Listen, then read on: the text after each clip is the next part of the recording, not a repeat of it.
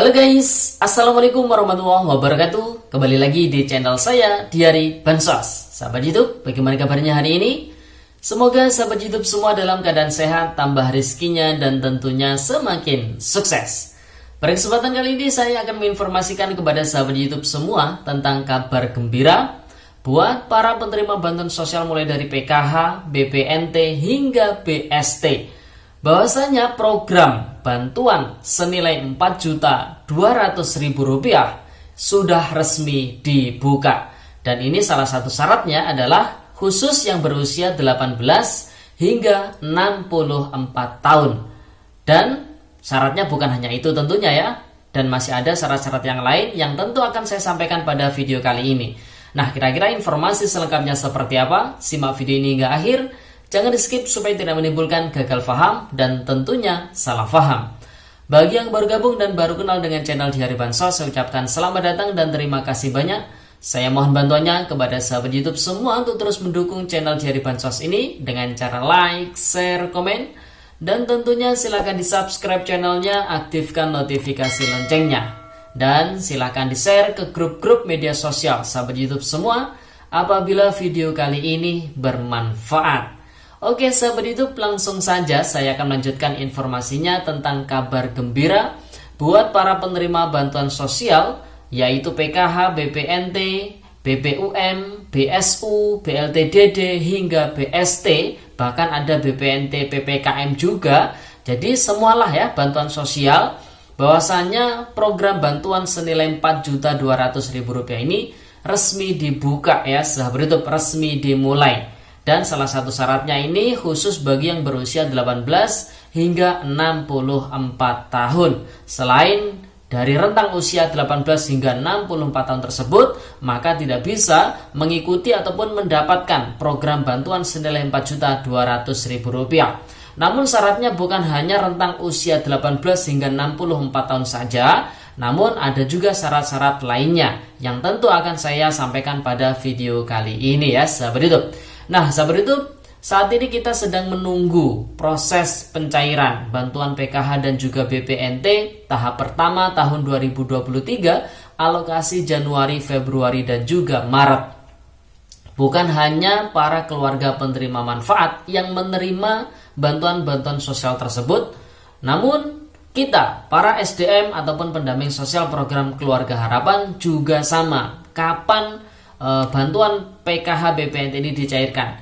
Kita juga menunggu-nunggu kapan bantuan tersebut dicairkan, karena banyak sekali anggota penerima bantuan sosial yang kita dampingi di wilayah kita masing-masing. Ini juga sudah banyak yang bertanya kapan dicairkan. Yang jelas saat ini masih berproses terkait dengan penyiapan data, dan ketika itu sudah selesai pasti akan segera disalurkan. Bahwasanya saat ini di Kemensos juga masih ada kegiatan uji petik BPK terkait dengan penyaluran bantuan sosial di tahun 2022. Jadi saat ini dirjen-dirjen terkait di Kementerian Sosial ini masih sibuk terkait dengan uji petik penyaluran bantuan sosial. Jadi harap bersabar dulu ya sahabat YouTube.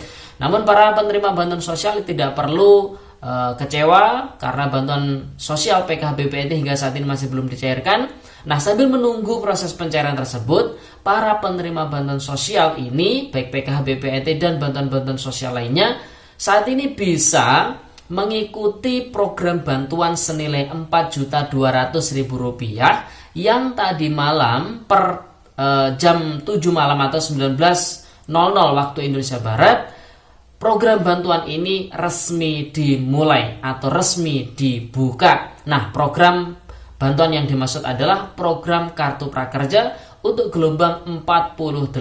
Jadi gelombang 48 ini adalah gelombang pertama di tahun 2023 ya sahabat YouTube.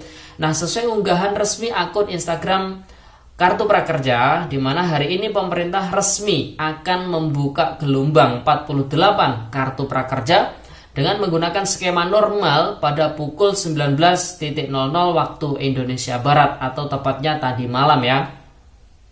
Pembukaan ini diumumkan langsung oleh Menteri Koordinator Bidang Perekonomian Republik Indonesia sekaligus Ketua Komite Cipta Kerja yaitu Bapak Erlangga Hartarto di Jakarta. 10.000 kuota peserta dibuka. Jadi untuk gelombang 48 ini yang nanti bisa mengikuti program Kartu Prakerja hanya 10.000 pendaftar saja ya. Jadi 10.000 pendaftar yang dinyatakan lolos. Kuota ini akan naik bertahap sesuai jumlah lembaga pelatihan yang bergabung dan pelatihan yang lolos seleksi untuk masuk ke dalam ekosistem program Kartu Prakerja. Buat kamu yang belum daftar atau sudah daftar di tahun sebelumnya tapi belum update data diri, segera lakukan supaya bisa ikutan gabung di gelombang 48 ini.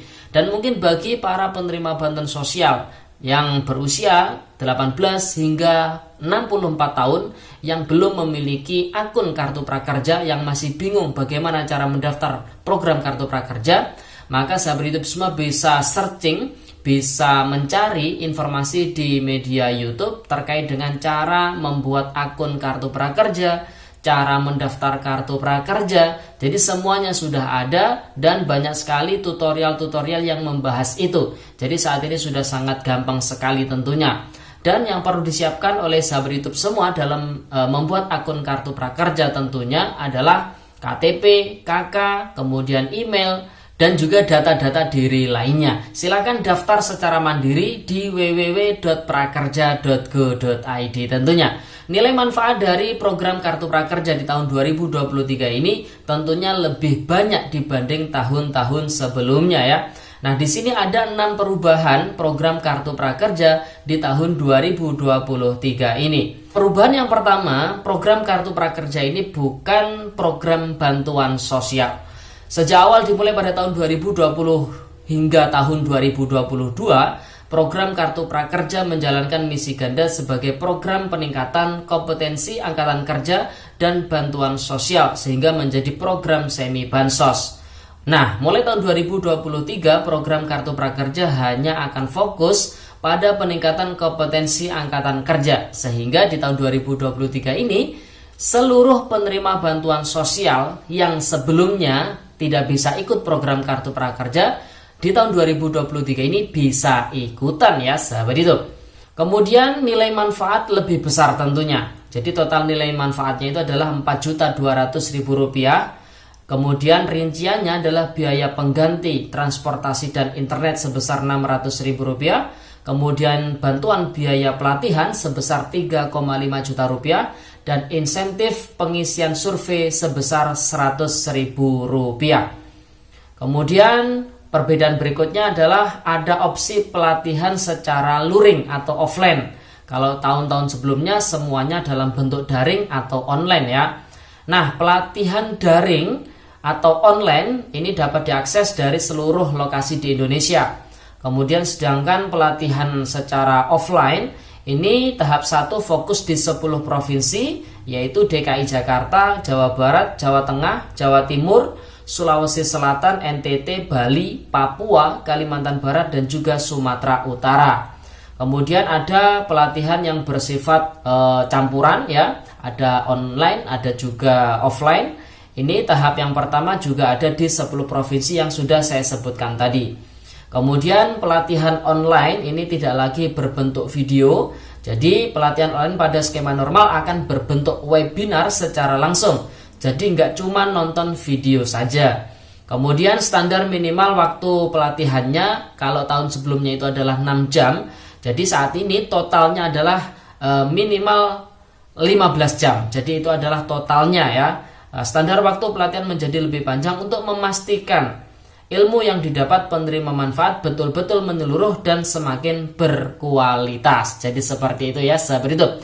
Oleh sebab itu ini merupakan kesempatan yang baik bagi para penerima bantuan sosial yang berusia 18 hingga 64 tahun yang tidak tercatat sebagai pelajar ya. Jadi tidak tercatat sebagai pelajar dan juga membutuhkan peningkatan kerja, baik yang masih bekerja ataupun yang membutuhkan kerja ataupun yang di PHK oleh perusahaannya. Jadi bisa mengikuti program Kartu Prakerja ini.